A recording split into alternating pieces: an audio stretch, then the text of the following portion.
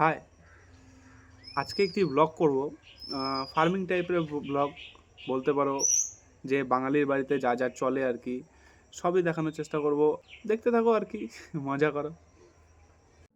So guys, আজকের এই ব্লগে আমরা প্রথমেই শুরু করব আম গাছ লাগানো থেকে।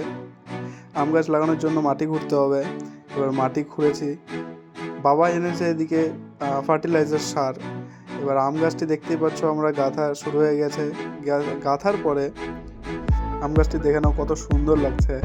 এবার আমরা একটি কাজ করব, আমাদের সামনে যে জমিটি আছে সেটাতে মাটি খুঁড়ে এখানে গাছ লাগানোর চেষ্টা করব। এবার মাটি খোঁড়া শুরু, দেখতে থাকো। মাটি খুঁড়তে গিয়ে আমার হাতটা কেটে গিয়েছিল।